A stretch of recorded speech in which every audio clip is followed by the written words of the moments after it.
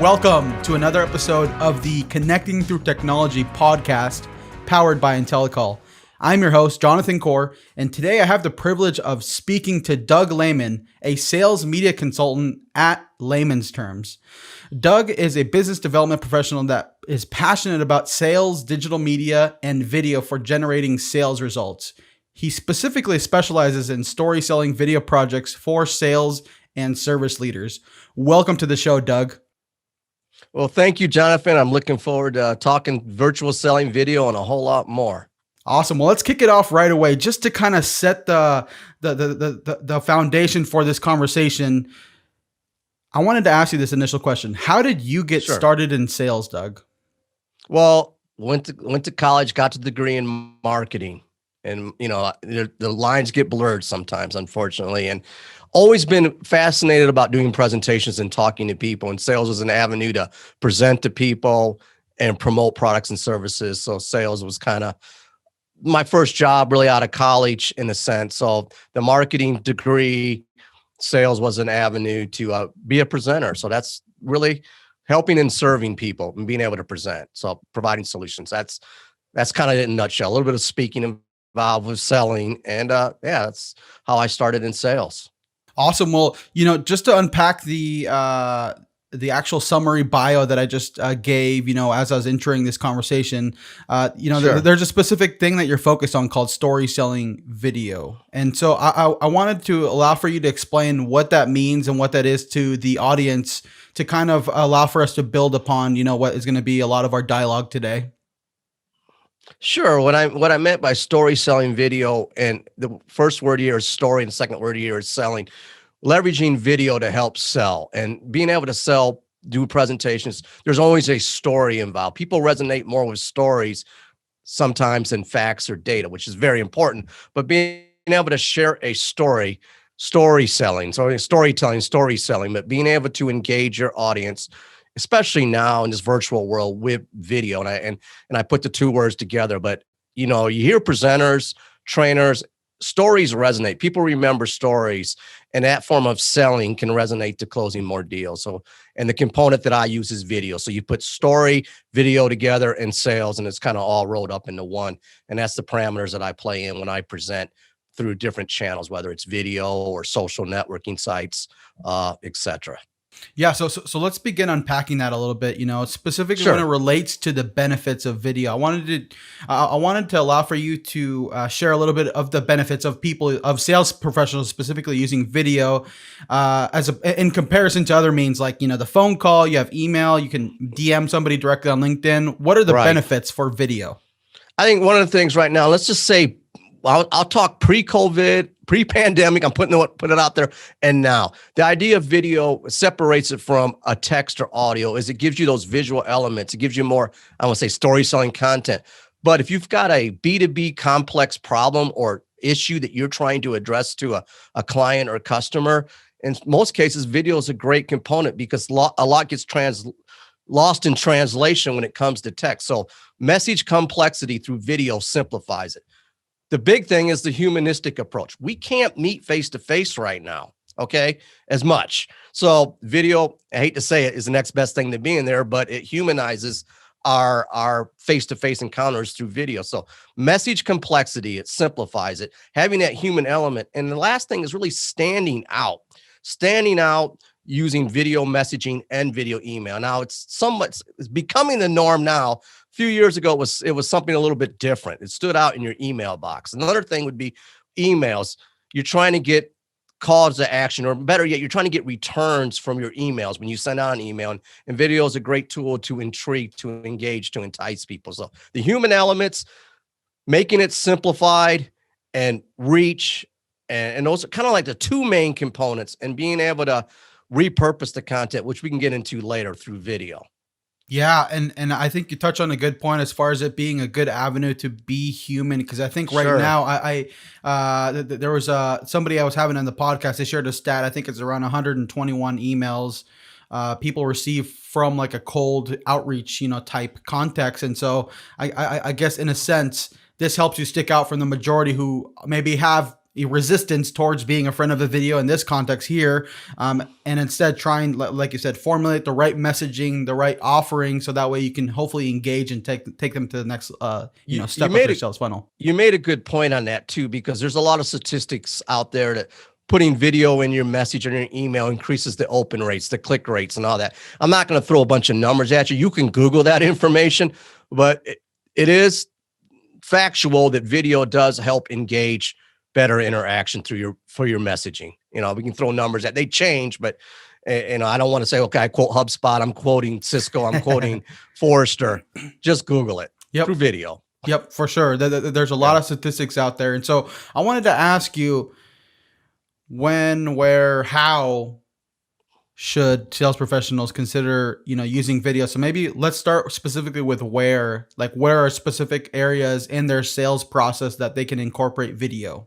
Okay, so where, and then I want to kind of fall back on that question too, because it has to be where the context of the message applies, because in some cases, you're not going to leverage video for a quick response. It may be a one-word email or a text. So where video is necessary, the answer I'm going to say is everywhere where you can engage and video makes sense, from pre-sales to post-sales, to customer follow-up, to having your clients do testimonials, from inbound video to outbound video. In other words, I'm all about video from the initial interaction to closing, and then even following up with a client or customer in the sales process that's gone dormant, that you haven't even talked to. So I'm using video as the go-to resource for communication at all levels.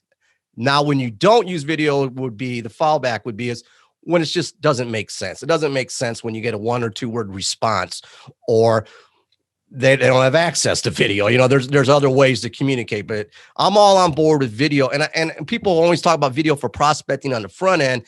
I'm looking at video from a touch point, from pre-sales to post-sales and beyond. So everywhere. Yep. That it applies to. Exactly. Yeah. So obviously it takes a level of, I guess, emotional intelligence to be aware as far as kind of reading the room or reading each individual, and then, I guess, tailoring it to that specific use case scenario. So Doug, how do sales professionals use video? Like, when should it be, I guess, recorded? When should it be live? Or when should it be a meeting? And, I guess those 3 specific segments within video. Well, it depends. You can use it in grouped with text, audio as well. So it could be a multiple touch point too. So it doesn't have to be video, it has to stand out. But you can use video for, let's just say you were back in the day when we traveled and we had trade shows, right? You follow up with your customers. Well, we can't do that right now. So sending a video message as a prospecting video, or as a cold outreach or a cold calling video message, it makes you stand out more than a cold call on the phone. So that visual element. So we're on the front end of that. How? Customer follow-up, case studies, video proposals. You're interacting with clients now, and you have to do a demo. Video can play in that space. So I like to think the video could be a standalone for these. It's a great way to stand out. Like I said earlier, stand out, humanize it, be different, get their attention, because we're competing for time and attention, and video can help streamline that. At the same point, if I send you an email, maybe I can follow up with a video message, or better yet, if I call you on the phone and leave you a voice message, I could tee it up with, by the way, I've sent you a video message at 3:13 on Friday, Eastern Standard Time. Just wanted to make sure it didn't go to your spam. So I want you to think about, not you in general, multi-touch points per video, complementing text, direct message, chat, written forms, smoke signals, however you engage, and also make it a standalone component. They play well together. It's not one or the other. It can be used, like as I said earlier, across the whole sales cycle, but being able to engage when you really want to get that personalized, direct connect. I believe you just conveyed it really well as far as trying to encompass the overall sales strategy, because there isn't there isn't only one method, or there isn't. Yes, exactly. Although you are passionate about video, and I do agree as well, all the benefits as far as that, like, you have so many tools in your toolbox. Use them all and try and leverage, and like you said, create multi-touch points to try and engage, and obviously get your prospect or lead or customer to engage with you on a deeper or more I guess personalized level. And so I wanted to ask you just to kind of unpack a little bit for the audience specifically. When I added you or connected with you on LinkedIn, you sent me a video right away introducing yourself to me Right. through that. So I wanted to ask you, what are some of Doug Lehman's processes for your own business as far as like where you use video and how you personalize it and how you go through actually like implementing that strategy within your own business so people can have an idea as far as what it looks like? Kind of, I'll walk you through a scenario. Well, with that video that I sent you, we connected on LinkedIn, and I sent you really wasn't a personalized video. It was like there's like three categories I like to say: one-to-one personalization, one to few, like you're personalizing it to a group of people, let's say the auto industry or something, and then one to many, which is a general broadcast video that can go to anybody. What I kind of gave you was kind of a broadcast message. It was like, hey, Jonathan, thanks for connecting on LinkedIn, even though I didn't mention your name, but it was like thanking you for connecting. And it wasn't necessarily all that personalized. It was more of a canned broadcast message. But I did in the body of the message, I said, one, glad we're connected. I'm looking forward to following your content. And then in the middle of that, I kind of talked a little bit about what I do. And then I wanted to make it back to you. I wasn't making it into an advertising thing, the pitch and connect stuff. But then if I normally follow up with more of a personalized video message where I would come back to you and have your logo in the background, or I would talk about something that would resonate with you, because is the message content's got to deliver value. It's got to, what's in it for the viewer? What's in it for Jonathan if I send him that message? I think the first thing I did in that video was just a cam message, just to create an awareness. Now I'll probably send you a one down the road where it'll be a little bit more personalized, maybe about this project we're working on right now. So you got to think about the context of the message. One to many, one to few, or one to one. And then when you go one to one, that's more value driven. That takes a little bit more work. We hope you're enjoying today's episode. Here's a quick shout out to today's sponsor. Intellacall is a video software that connects your customers with anyone in your organization with just one click from your website. But in a world filled with video software, why should you consider Intellacall? I'll tell you why using one word: simplicity. Intellacall allows you to connect via video without downloading any software, sending any meeting IDs, or passwords. On top of that, Intellacall integrates directly onto your website, so if any customers or prospects want to get in contact with you directly, they can do just that. For more information on Intellacall or to schedule a demo, please visit us at www.intellacall.com. And now, back to today's episode. How do you keep people's attention and really focus on what's in it for them type of approach when you're creating these types of videos? Because I'm sure you want to keep them short and sweet and to the point, because the last thing you would want to do is give them a 5-10 minute video and they're like, yeah, I'm not going to watch this. So what's the best way to keep a person's attention with video? Well, first thing is kind of timestamp it. Let them know what's in the video through text. Hey, Jonathan, I created this video for you. We're going to talk about story selling content for the construction business. Minute and 32 seconds long. Here are a few key takeaways. Keep it short, and also make it short from a standpoint that more than likely they're probably watching or looking at that message on their phone, because we got to mobilize. Because if you start writing a bunch of words in an email, then what's the point of doing the video? And first of all, nobody's going to read it anyway. So being able to have a few bullet points, a few talking points to summarize it. Then the call to action would be, hey, give me a good thumbnail. Make it appealing to Jonathan. Maybe I'm putting Jonathan's company logo on there. I'm not going to overly stalk, but I'm going to research you. And I'm going to give you like, okay, that's about me. Okay, that guy didn't just do a generic automated campaign video, which we talked about earlier. He or she actually put in the work to personalize it. So you got to get their attention. You got to leverage the text. And another way, if they didn't look at it, get on the phone, leave them a voice message, and tee them up with a multi-touch point to watch the message. And always up the value on every touch point. You know that in sales and every cold call. I kind of do the story. Each time you got a chance to engage, up the value, create that story so they want to call you back or respond. Exactly. And I think I think those are some key points that, anybody can take away, whether it is for sales or even content creation. I think I've seen content creators who may create content that's longer than what it needs to be and trying to make it as focused and as to the point as possible, unless it's a specific type of, let's say, a reality show type content or whatever, then people watch. But if it has to do with business, right. Keep it to the point. Yeah, keep it to the point. But when you go with a longer format, long form video, there's a good thing to do if you were on a live call or a longer video. Chop that up into shorter clips of video, just like this interview. There might be a part in this interview that might be really good or interaction, hopefully, that you can chop that up into a 30-second soundbite and share that to somebody if it's on a specific topic. Because again, I go back, time and attention. I don't want to Exactly. spend time. There's a lot of things that I could watch besides Doug Lehman talking in a video message to me, right now. Yep, and just to kind of illustrate for those for the listeners out there who can't see the video content to today's conversation, Doug is currently in his own studio. He's got a green screen background. He has obviously a nice graphic behind him. He has his mic, and obviously you have good lighting. You have all, and so the reason I'm saying this is because production value matters, especially today, because we can't have this in-person interaction. And honestly, one of the things I noticed is I think prospects and people, like when people connect with you on video, I think they instantly have biases or judgment calls based off of what you look like, how you're presenting yourself, and different aspects like that. So instead of asking you specifically why production value matters, it's mainly why. What sort of tools and I guess aspects of production should sales professionals really look to invest in and really focus on? Okay, from a production standpoint, upping the level, I'll touch on that in a second. But at some points, people want to say, I just want to have video that looks real and authentic. And there's a point where you don't want to overproduce it.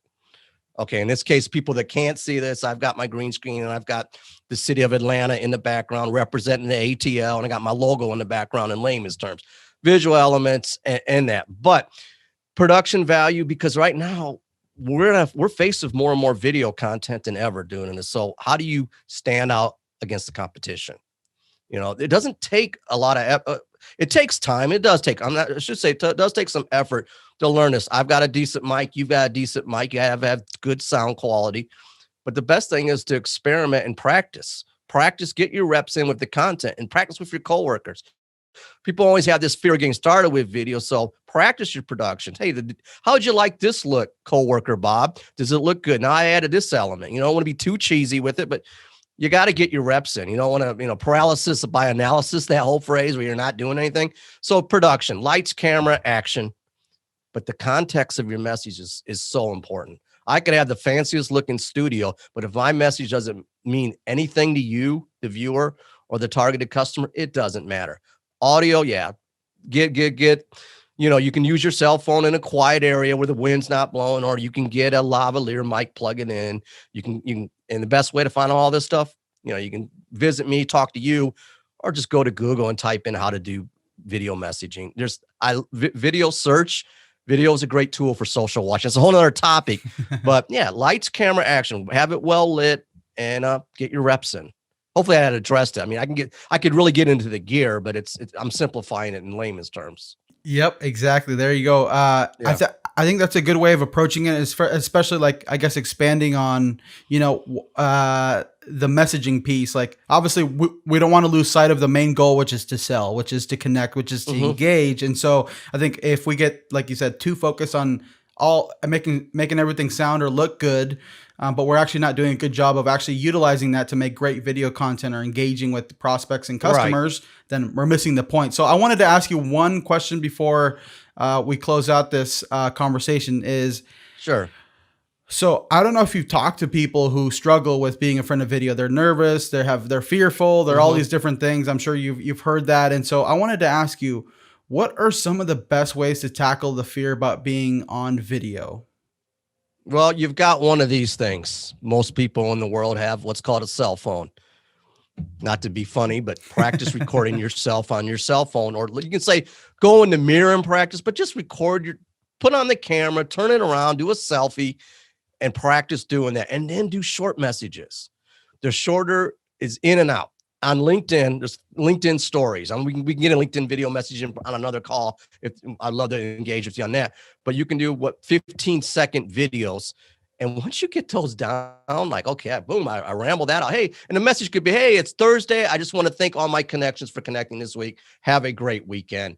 You just did a video. You just practiced it. Eventually you'll get more keys. So getting your reps in. I had a coach tell me that, get your reps in. Don't overanalyze it. So, and then practice sharing the video content to your closest friends, coworkers before you go out to a client that you want to make a really good first impression on. The word is impression, and it's your first one.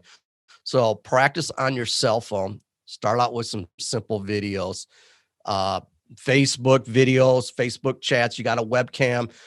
Practice in a safe space. Practice. You'll get more comfortable, and you'll get more comfortable, and get some evaluation. I mean, we get caught up in life in general.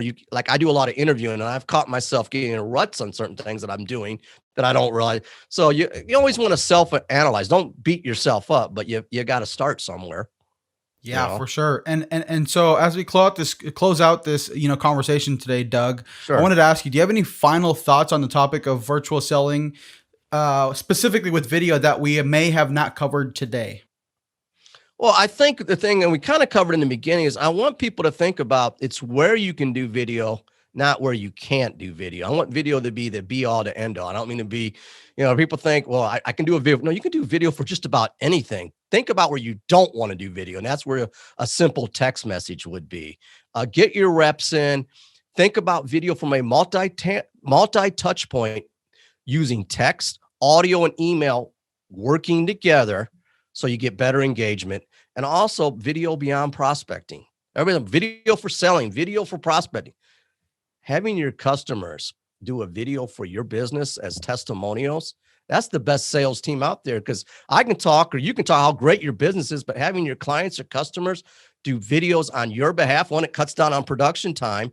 Plus, you're leveraging a customer testimonial from an advocate client of yours. So video testimonials, video proposals, think about video everywhere in the sales process. I guess I'll sum it up with that. But, there's so many components of video recaps after you do a sales call.